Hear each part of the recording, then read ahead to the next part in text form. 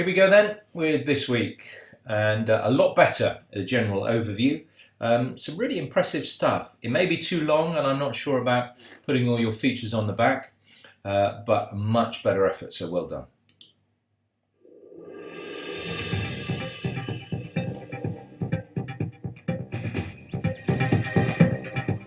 Buried for 600 years, could this be Henry V's long-lost flagship? Great, strong opening, really like it. The theory is quite exciting. I guess we'll have to wait and see what they find. Sparks fly as new statistics reveal black people are being targeted by tasers. Not every black person's aggressive, not every black person's violent. That's really strong too, and you've given the other side of it, so it's a really bright opening. End of the line for the crossing that's too dangerous to use. Great shots, good lines, good words, well done. And a stunning strike since Basingstoke through. And a great angle for that. So all in all, really good headlines today, and you've got one extra in, and I think that adds to the balance.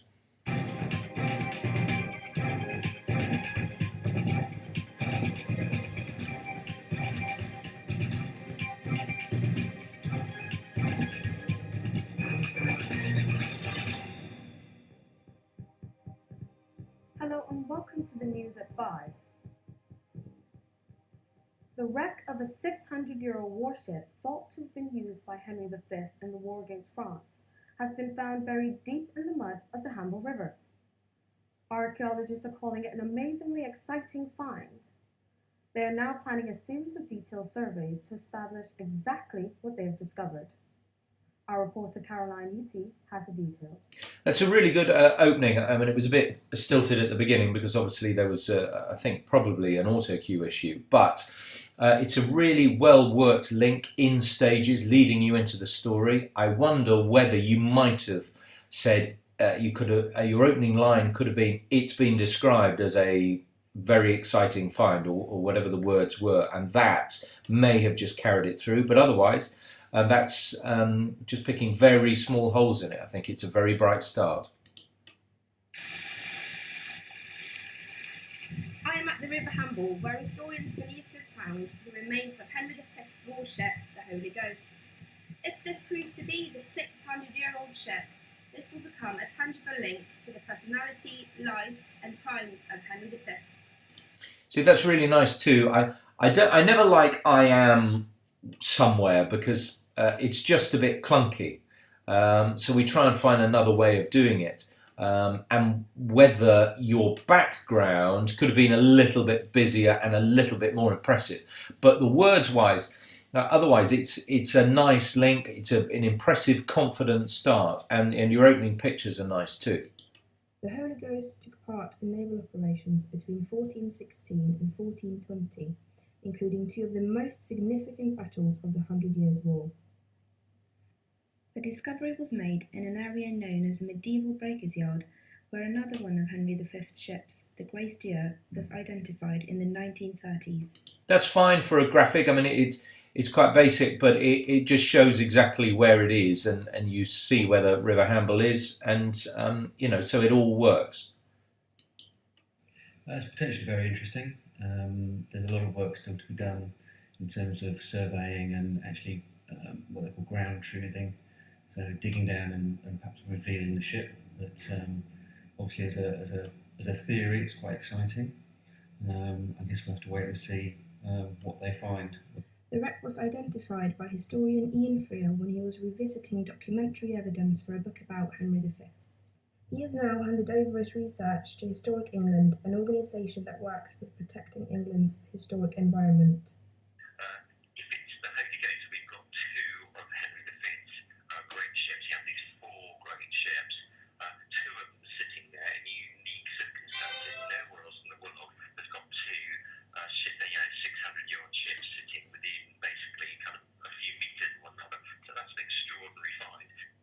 Currently, the ship is not visible over water, but Historic England have commissioned work including sonar surveys of the seabed, drone photography, and wood sample dating. This will all help determine whether the theories of the Holy Ghost are correct. Caroline Newton, Winchester News Online. Well done. I mean, it's a good piece. You've done really well and put it all together. I still don't quite understand these shots. I know it's part of the River Hamble. And one of my bugbears, if there is no real need to actually... Sorry, let's go back on this. If there's no real need to see your microphone while you're doing a piece to camera, then drop it out if you can. We get rid of him. Yeah, I mean, that's fine. Well done for getting a picture of this man. But there, in this shot, we don't need that. We can demystify TV a bit by actually getting rid of some of the gimmicks and the tools that we have to use by putting things like this in. But I don't see why this is needed. And you didn't need it in your first one. So just be careful that you just get rid of that for future, if you can, and just shape it a little bit tighter, or you can hold it further down. It would work with that. But what I would say overall as a package, it's really good. It's very difficult because you haven't got any pictures. So what you've tried to do is go around that and think about what pictures you can show and how near you could have got to the area. This is obviously a tributary part of the river, so whether there was another part you could have gone to see the bigger part, that may have helped. But otherwise, it's a really good package, and well done for that. Over water, but Historic England have commissioned work including sonar surveys of the seabed, drone photography, and wood sample dating. This will all help determine whether the theories... It's these shots at the end that you're not quite sure whether they are, they're quite right, but good piece nonetheless. Studies show that black people are 3 times more likely to have a taser used against them than anyone else across England and Wales. These findings have recently been revealed by the Home Office. Lauren Clark reports. Tasers, the electric stun gun used by police over 38,000 times in England and Wales over the past 5 years. And now, new research shows that black people, who make up around 4% of the population, are 3 times more likely than white people to be tasered. That's a really good, strong statistic that you've explained really, really well. So it's an excellent way to start your package. The University of Winchester hosted a Diversity Week to spread awareness of similar issues. Not every black person's aggressive, not every black person's violent.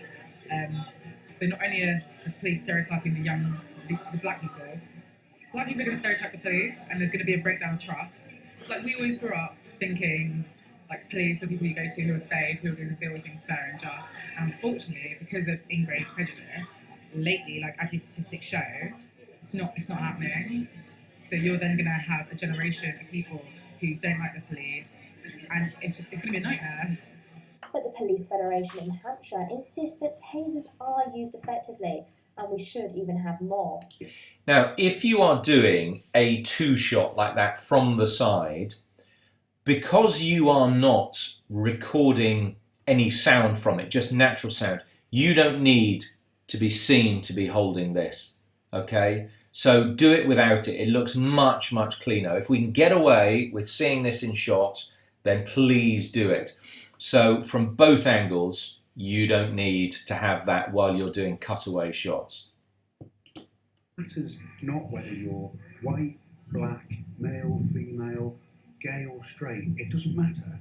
The taser is used to prevent serious harm being... What I would say though is in this interview you can hear the wind, so you need to get in closer to your interviewee, and if you were standing in the same position as you were from that wide 2-shot, then it seems you are too far away from your interviewee. So get in closer and tuck it up right under his chin and get a tighter shot. Inflicted on police officers, they use it because there's a threat, and as simple as that, law-abiding citizens who are not intent on causing mayhem and havoc. And also when you're covering a shot, when you're covering an interview with shots like this, you need to have some natural sound from this just bleeding a very low level underneath the interviewee's shot. So you must include some sound from this underneath, even if it is just at a very low level. and assaulting police officers, I've got nothing to fear. Taser, its use has to be justified every time. So the public should have confidence that officers across Hampshire and the Isle of Wight are using it appropriately and proportionately. And there was something underneath there that we could hear in the background. I don't know if you've got some other sound that is bleeding in through, but you listen to that again. Campaigns to increase the amount of police officers who are trained to use tasers, whether we like them or not, we could see more on our streets in the future. Lauren Clark, Winchester News Online. But Lauren, you've done well there, and what I like is the fact that you've used our Diversity Week and thought about how things can be brought in together. So, and you've got the other side of the story. You've used our archive really wisely, which has actually made the package. Then you've got shots of police on the beat and whatever it might be. So you've really thought about the pictures that you're using. So again, we've moved on from where we were last week, and this is much more promising, the way you're thinking about pictures, rounding off your packages, and getting a balanced view of a story.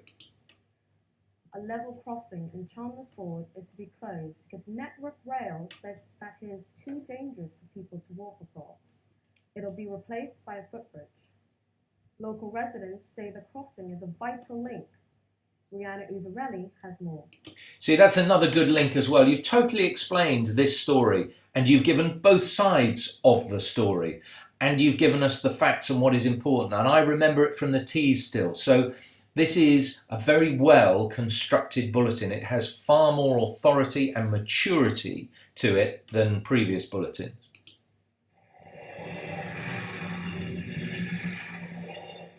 And that is so naturally your opening shot with just sound, i.e. NatSot, natural sound on tape. That is exactly what you do need for your opening shot. Local residents have had many near misses with trains at this level crossing. This has prompted Eastleigh Borough Council and Network Rail to make it safer to use. The plan is to replace the level crossing with a stepped footbridge in an effort to stop fatalities on train tracks.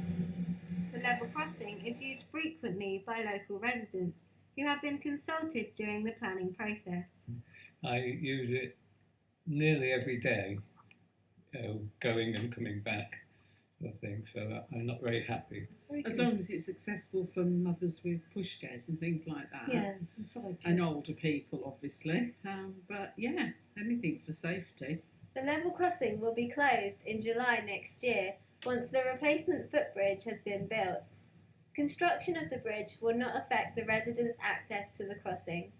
Rihanna Uzzarelli, Winchester News Online. Well done, Rihanna. I mean, it's a really good story, this, because it really matters to local people. What you need, and this is difficult, but you need to hang around a bit longer or be in situ at the right time, is actually people crossing it. Now, we're not expecting you to go across with your camera or walk across, because as health and safety goes, this is quite high up the list of dangerous shoots, because you are very close to the trains. So it would be very irresponsible for us to say, right, you go and walk across and get shots. But what I would say is, if you could stay there and you get shots of other people walking across at certain times of day, then I think it adds to the story, and clearly you see people going through that passage across the train line, and therefore it explains your story a little bit more. But otherwise, you've done well. There are fears that up to half of Hampshire's teachers are thinking about quitting their jobs in the next 2 years. The National Union of Teachers says it's shocked by the findings of a survey which reveals widespread stress in the profession. Betty Buxton has the story. Really well read. A nice link there. You've really thought about what you are reading. And I really appreciate that. As a presenter myself, it's trying to explain what the important parts of the story are, and you've done that in that link. Half of teachers are considering quitting in the next 2 years. Paddy Marshall, Regional Secretary for the National Union of Teachers, told us how surprised he was about the result. It's a really shocking result. I think it highlights some very serious issues for education, but also struggling to recruit new teachers to the profession. teacher training figures have been down from the intended numbers for several years now, and this is going to merely exacerbate what is rapidly becoming a crisis of teacher recruitment. Over 60%.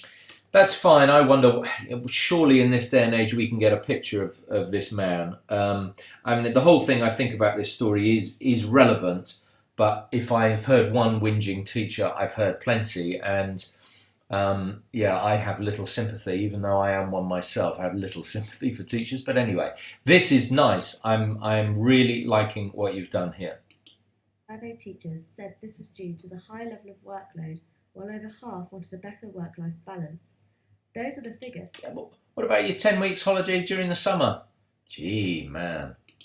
But what do teachers think?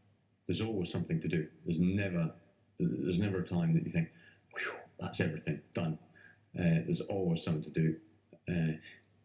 The job would take as much of your time as you let it take. A career, maybe, rather than a job. You have to, from time to time, work long hours. You have to work weekends. You have to occasionally work evenings. That's part of working life, not necessarily part of teaching life, I would say. I have a great laugh. Every day I come to work and I have a good laugh. The survey comes just months after unions warned of recruitment struggles, but the government claims there is a steady 1% vacancy rate. Letty Buxton, Winchester News Online. Letty, obviously, as you can see from those pictures, what is improved, and we need to find access to various schools, is to have kids in there. Now, clearly there is a huge issue with this about getting clearance. You've done well to actually get inside a school and get a teacher. What we clearly need is some children being taught, and you will understand that. But, there are aspects of this that are very good. And again, I'm really pleased with our storytelling, which is so much better this week. Community and cultural groups in Hampshire have been celebrating the award of new grants by the County Council. Alice Wheatley has been finding out how the money will affect those it's been given to and the effect on those who've lost out. That's a different style of link. So you've just thought about it. So whoever has written the links this week is, if it's you, Nadija, well done. It's just shows a maturity about just trying to change it round a little bit. So well done. There have been songs of joy this week, as charities and organisations have been awarded money from Hampshire's Community Fund. It's been hard fundraising over the last couple of months, last 6 months. So HCC, it was an absolute blessing. You do get to the end of your tether sometimes, when you try to show the difference that you're making and how important it is what you're doing. And people are just saying, oh yeah, we like what you do, but you're not getting money. That's what I was getting for the last 6 months. So when HCC went, here's a grant, it was just like, thank you. It would have been impossible to do the project. With the grant... That's one of your risks, isn't it? Having that guy up for such a short space of time. You can't see his name, really. This gets match funding from Test Valley, and that makes it affordable. Otherwise, with all our other commitments, we wouldn't have been able to do it. It wouldn't have happened. It's really on a case-by-case basis. Some of the applications simply don't fit into the remit of the... Again, this is a little bit profile-y. We want to see a bit more of his face, as I was saying last week. ...category, and so obviously they get rejected. I mean, there are, we just don't give money away. There are conditions in each of the grant categories. I spoke to some of the organisations that didn't receive the money, and they said they haven't given up hope as their bids are to be re-evaluated in the near future. Alice Wheatley, Winchester News Online. Alice, another thing about this, what I like is the order in which you've run your grabs from the people you've interviewed. The first one is brilliant. He's really animated. It makes sense. Your second one is descriptive of clearly an art group, which is important. And then you've gone for the sort of staid council line. And that is exactly the way to do it, to do it in that order, and certainly putting the first one you did first before the second one, because he's a better talker. And the pictures you've got are really good. There's some fresh pictures, you've got some borrowed pictures. So again, you're thinking about the way a package is made up. You're thinking about your pictures. You're thinking about telling your story. And you've come out with another line in your piece to camera, which has added something again to the story. So there's real sophistication. What I'm really liking this week is sophistication in telling a story and trying to have all the components there. You're thinking about pictures, you're thinking about words, and you're thinking about telling a story, and it's much more impressive. The Green Party says its support has increased dramatically in Southampton over the past year. The local party says new membership figures are making them very optimistic for future elections. Elliot Buckley has the story.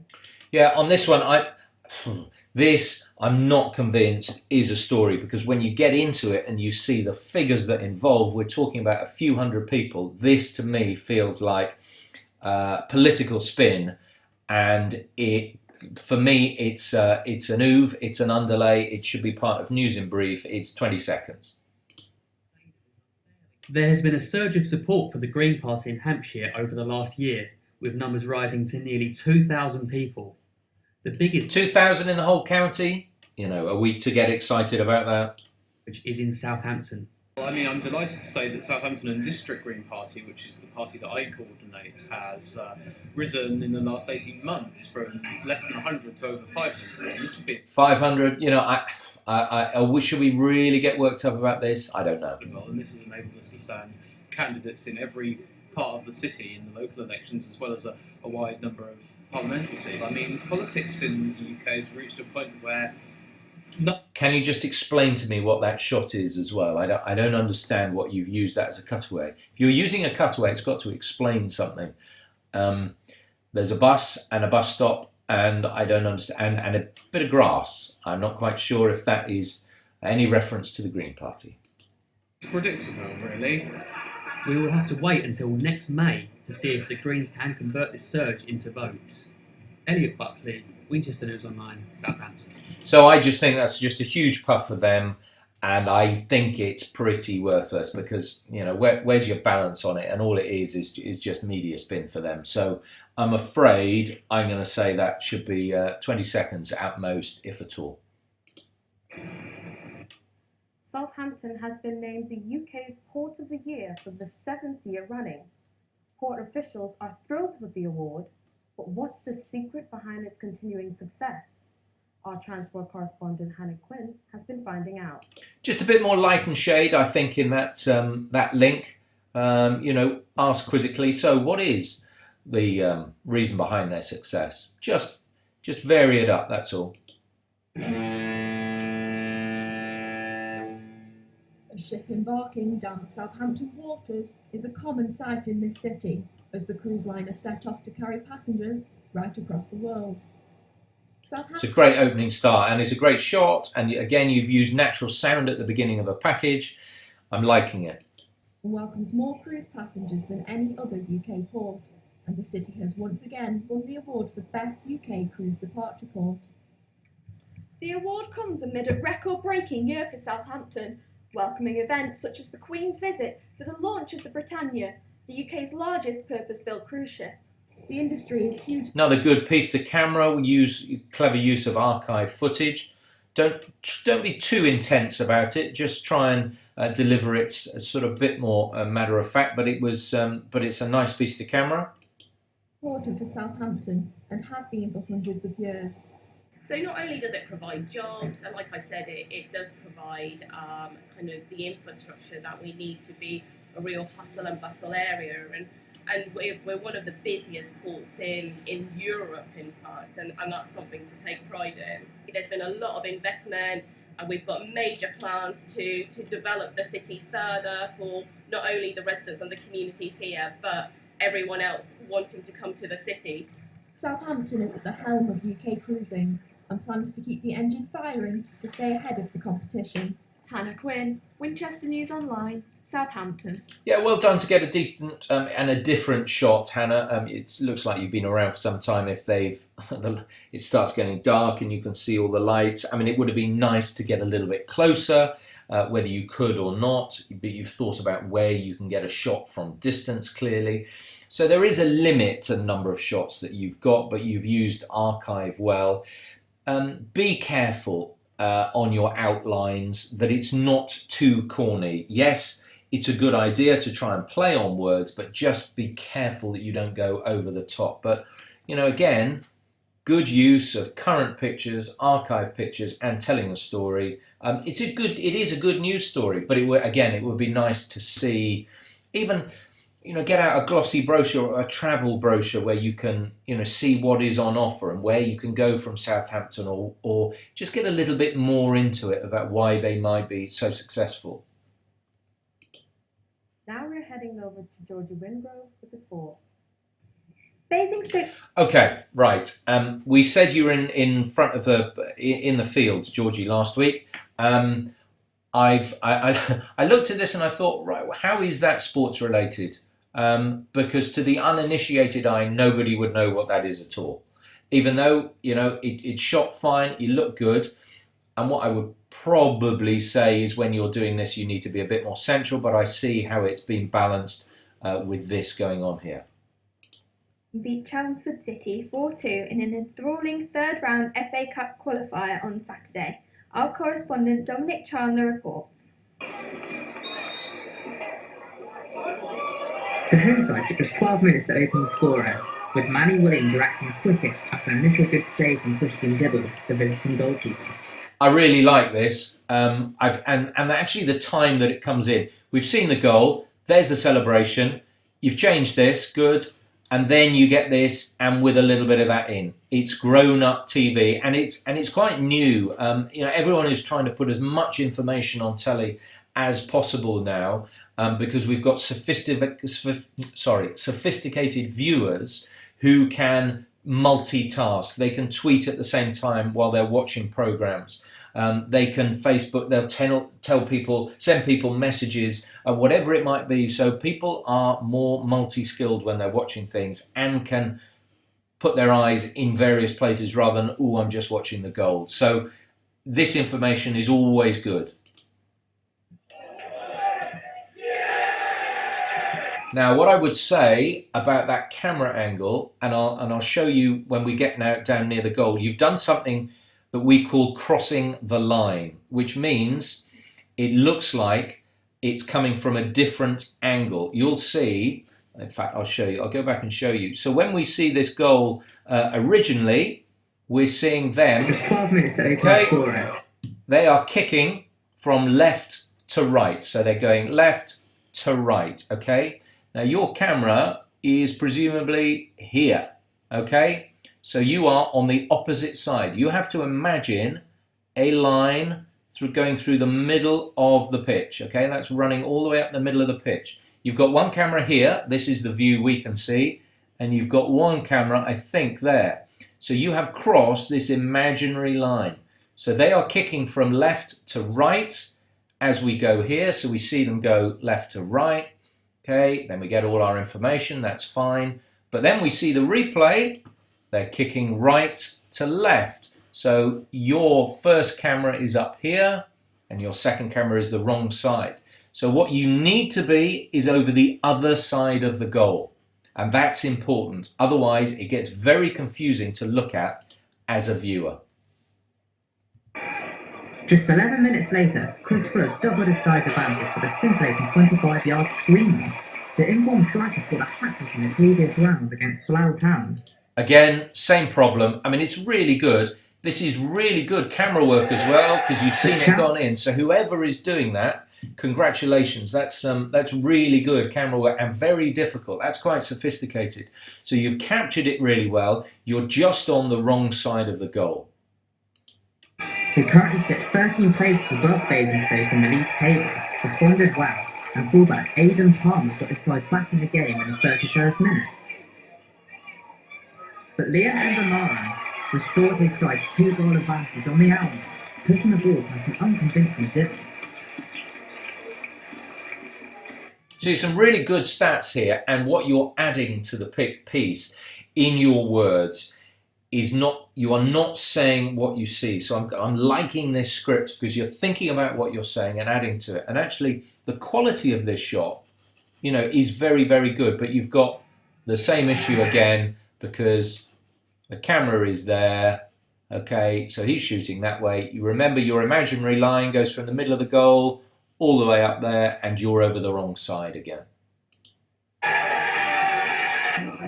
But the Chelmsford goalkeeper had no chance stopping Envermaren's second and Basingstoke's fourth of the game, as the attacker secured a 3-goal cushion for his side in the 81st minute.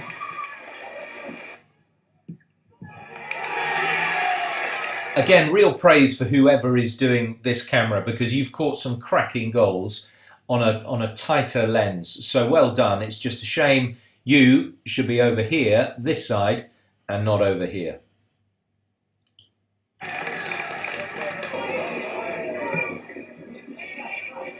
City's Mark Hughes hit a fantastic thunderbolt 8 minutes later, but unfortunately for the visitors, it was only a fantastic consolation. What you need to be careful of, camera one, when you're working from here is actually if you do get too tight as you did on that last shot, then you can't follow the ball at all. Camera one, the main shot from up here in the stands, has to be wide. You have to be able to capture everything. It's your other cameras who'll catch the close-ups and the different angles. Held on to book their place in the next qualifying round of the FA Cup. Conference side Eastleigh is set to appoint their 5th manager in the space of 9 years as boss Richard Hill resigned at the end of September. The club have attracted a lot of attention for the vacant managerial job. Former club defender Chris Todd is currently in charge, and Chairman Stuart Donald has narrowed his candidates for the job down to just 3. But Todd is doing his prospects no harm after his side beat league leaders Forest Green Rovers 3-2 on Tuesday night. Basingstoke Bison are currently... Maybe just a little line about the fans. Fans are, because you're seeing the fans going into the game, just try and reflect it through their eyes. It just helps matching pictures and words.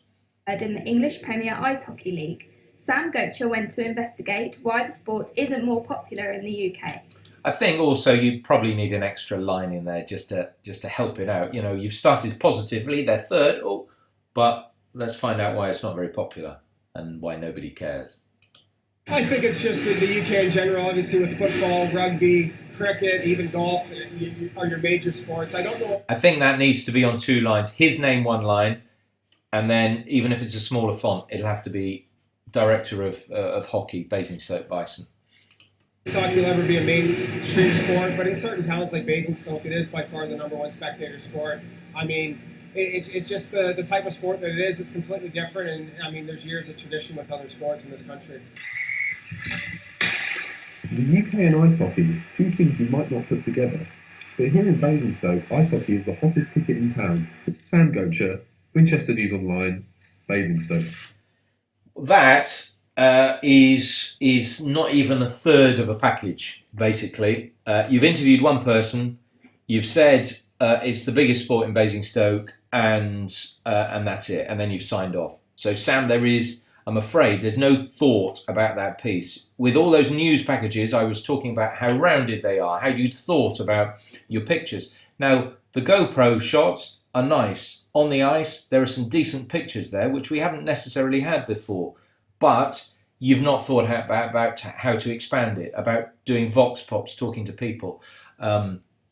Anything about the club, anything else about what goes on in Basingstoke, sporting-wise. The football side, how many do they get each weekend? How many do the Basingstoke Bison get for their games? So there's no thought about the bigger picture here. That is simply not good enough. You'll look back on that in a few weeks' time and go, right, that was rubbish. This is how I should be doing a package. And finally, our campus sports team will be bringing you the results every week. To kick it all off, here's a snippet of this week's hockey preparation.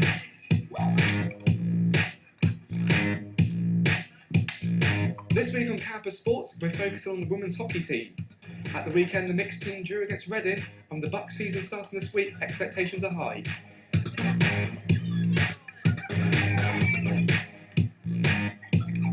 The girls have been put through their paces this week ahead of their opening Bucks game this Wednesday happening to the University of Western England.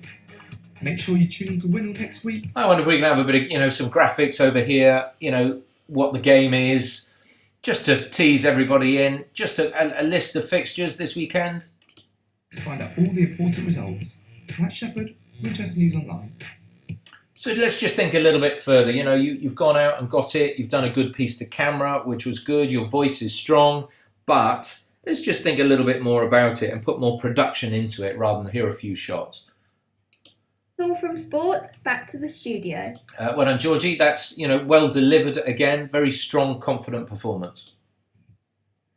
One man's waste is another man's treasure. That's the message from campaigners this week, after they invited crowds of students to transform old, unwanted items into the latest fashion in hope that this changes our view of our youth to recycle and reuse. Abby Cooper has more. Okay, I think, again, just a little bit more light and shade. I think you can come off Georgie's bit and just go, thanks, Georgie. Right, now, and then move on, just to make it all a little bit more friendly, that we're all working together.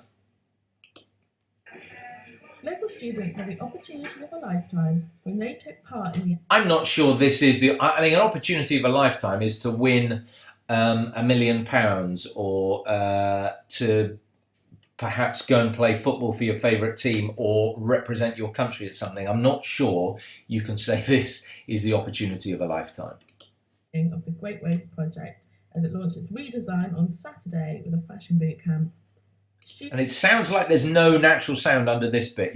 As I was saying earlier, you've got to have the natural sound of what's going on in this room, as you did in your earlier shots on this. And even if these shots are mute, when you shot them, if you've got mute pictures because something went wrong with a camera, you can use sound from another part of your shoot to cover this. It's a normal trick. You're not deceiving anyone. It's the same sound from the same room. Or the other thing we do is we get a wild track. So literally at the end or sometime during the day, you just record about a minute of sound from that room, which you can underlay through your shots.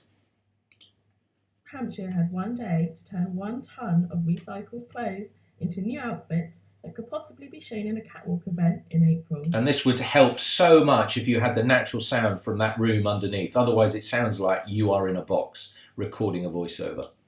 It took us probably about 5 hours to make it. It took us about half an hour to pick. And I think you have to find out what this student's name is. Student Peter Simmons is not good enough. Materials and decide on a theme and delegate jobs so that everyone has something to do for all the hours. The Great Waste Project is to bring awareness to people across the Winchester district to increase their recycling and reduce the amount of waste they produce. We've had a number of events through the year, from the Love Food Hate Waste event at River Cottage. We've had Swap and Swish events, workshops, a repair cafe. It's been really amazing. We've had a fantastic response. Reem Al-Sadi, an international designer, was among one of the judges who picked the winning design.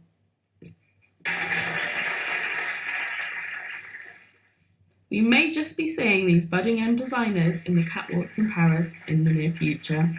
What we really need to know is, right, okay, what is this all made up of? Get the winner. How have you done it? What did you look at? What were you specifically wanting to see on the table that you might be able to use? What's your inspiration? What have you used on this? Let's get up close and see this winning design.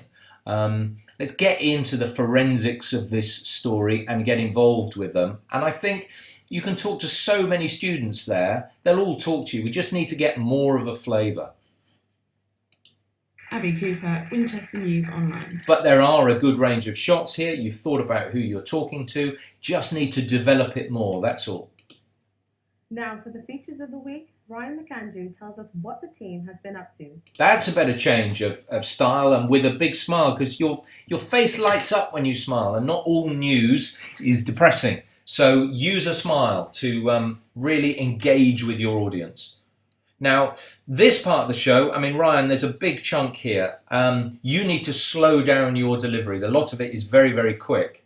So just slow down. I know you talk quickly, and it's sort of an overexcitement. Your bubbly presenting style is great, but just be careful that you don't let your words run away from you. I'm not sure whether this sits on the back of the news programme. I don't know. Then it's probably a discussion you've had with Brian and Chris, and this week you've chosen to put it in. That's fine. Now, if you're a burger lover, make sure you stick around for our guide to the ultimate burger. But first, summer's out and autumn's in, so here's Holly Broughton with her top 5 looks for a denim skirt. Campus chic. Tune your denim A-line skirt with a simple shirt.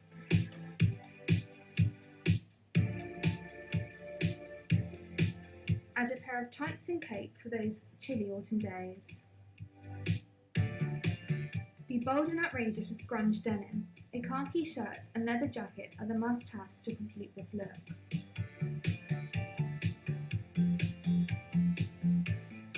Stay warm and stylish whilst on an autumn walk with a chunky rib jumper, knee-length boots, bobble hat and tartan scarf. Team a simple crop top with your skirt. Add a chunky necklace, clutch bag and bangles for evening elegance.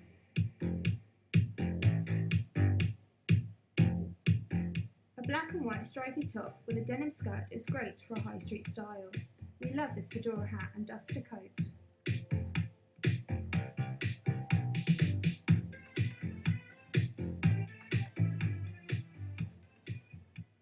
In the makeup world. And they just, I think, mix up your shots a bit more. I think it's nicely covered, and I think it's a good idea. I just think we can be a bit more funky with our shots. At the same time, obviously showcasing all the clothes, but I think just be a little bit more current with your style of shot. It's certainly becoming more popular, but it is no mean feat. So Rebecca Road has seen if 3 clueless guys can master the art of contouring. Bit quick again, that one, I think, Ryan. I can't get this. So I do not know what to do with this stuff. Men just don't understand how much effort girls put into looking good. Our volunteers thought it was easy, so we gave them the challenge of doing it themselves.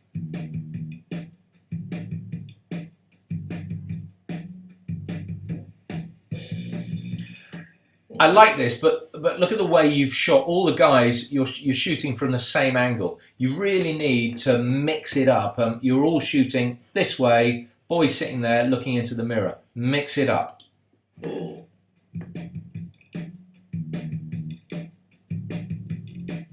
Let's face it, I'm not doing well. Will we be seeing And that may have been intentional because you just want to sort of flip between each one. But I think it needs more creativity and therefore changing the angle. Otherwise, it looks a bit dull. with makeup in the future? I'm such a drag queen. I look beautiful. Ballet Black brought its finesse to Theatre Royal in Winchester this week. And I wonder, Ryan, whether you need to have a little back ref on that one rather than just moving on to your Theatre Royal story. You've just seen guys with false eyelashes on and with a nice bit of makeup. That doesn't happen every day. It does in some newsrooms I've worked in, obviously, but I think you need to back ref it. Routines, including one just in time for Halloween. Lynn Williams has more. Ballet Black are a professional neoclassical dance company that were here in Winchester last week. Described by The Independent as a dance company with unflagging energy and unstoppable spirit. Based in London, Ballet Black is Britain's first ballet company for ethnic minority dancers. To fetch a pail of water was inspired by the Jack and Jill nursery rhyme and suggests that Jack and Jill were real people. Award-winning choreographer Mark Bruce teamed up with Ballet Black for his latest ballet story, a gothic fairy tale called Second Coming. I believe Ballet Black are a significant dance company who will go from strength to strength in the future. With blockbuster films Yeah, I mean, it's a lovely story and really good, and you found a way to demonstrate that they're here. I mean, almost worth a little bit more and see if you can find a better package on that, I think. On Mars, Science Week certainly had a lot to live up to. Our travel and leisure writer Sarah Hymers went to see what all the fuss was about. In honour of Space Week, Winchester held its annual event highlighting new discoveries in the world of space. Recently, NASA confirmed that billions of years ago, Mars was once covered in lakes. As well as this, there is the release of the new space spectacular film, The Martian. Surprise. This Ridley Scott thriller starring Matt Damon tells the tale of an astronaut left on Mars set in the year 2047. Hampshire is also celebrating Space Week in their own way. Winchester's science... Nice, well done. You know, the contrast there obviously the humour is good. I wonder whether, you know, we could have teased halfway through the news programme, you know, things like Matt Damon coming up and new films or whatever it might be, just to keep people interested. If it's going to be that good and you're going to have big names at the end of the show, then yeah, we should probably be teasing it. Held its annual World Space Week event, hoping to interest and inform the public.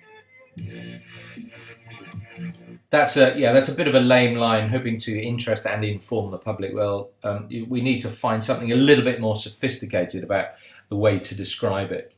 Activities varied from models of other possible Earths, making your own stargazing chart, and there was even a few familiar faces invading the event. Good words again, you know, from that bit. So sort of the good bits that I've described and the bits that are less good that I've described, but at least, you know, you are trying and using pictures and words to go together. Finally, this week, our food editor, Sophie Hannam, is jumping on the latest foodie bandwagon and is showing you how to create the ultimate burger. That was better, Ryan. In keeping with one of the biggest food trends this season, I'm going to show you how to make the ultimate burger. Drizzle oil into a hot pan, flatten out some beef mince and fry until brown all over. Top with a cheese of your choice. I went for Norwegian Jarlsberg because I'm a massive ponce, but normal cheddar will do. Fry off some bacon. See, I like that. Let's have some character in our stories. So that's fine. And the pictures here are good. Crispy. And whack it all in a brioche bun with some crunchy lettuce for a super trendy and easy meal.